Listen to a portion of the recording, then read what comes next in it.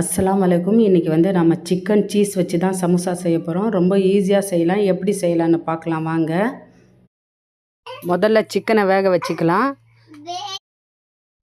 நல்லா கழுவிட்டு சிக்கனை குக்கரில் போடுங்க. இஞ்சி பூண்டு பேஸ்ட்டு, மஞ்சள் தூள், உப்பு போட்டு நல்லா வேக வச்சுக்கோங்க.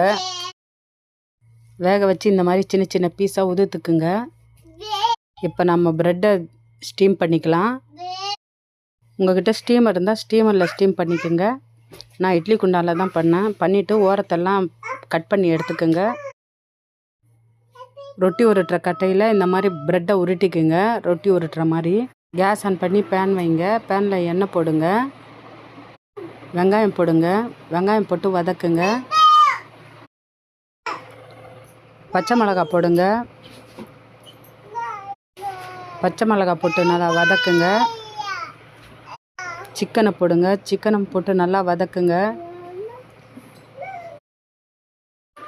2 ஸ்பூன் மைதா மாவு போடுங்க.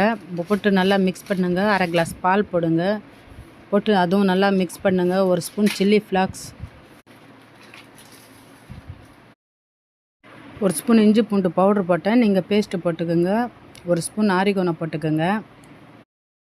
உங்களுக்கு எவ்வளோ தேவையோ அவ்வளோ உப்பு போட்டுக்கோங்க. 1 ஸ்பூன் க்ரீன் சில்லி போட்டுக்கோங்க. 1 ஸ்பூன் சோயா சாஸ் போட்டுக்கோங்க. 1 ஸ்பூன் பீஸா சாஸ் போட்டுக்கோங்க. போட்டுட்டு நல்லா மிக்ஸ் பண்ணுங்க.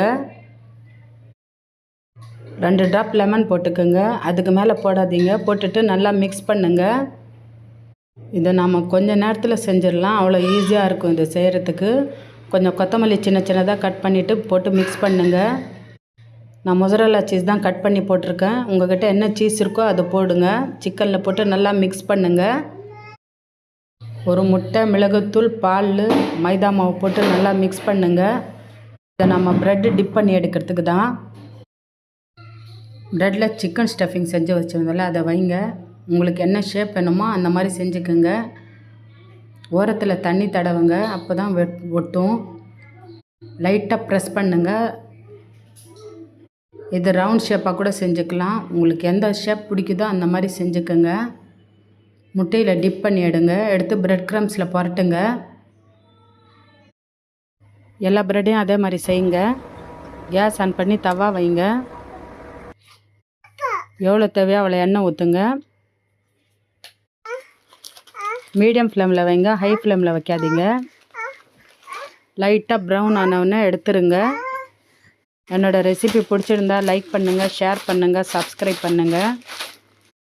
செஞ்சு பார்த்துட்டு கமெண்ட் சொல்லுங்கள். இன்ஷா அல்லாஹ் நம்ம அடுத்த வீடியோவில் பார்க்கலாம்.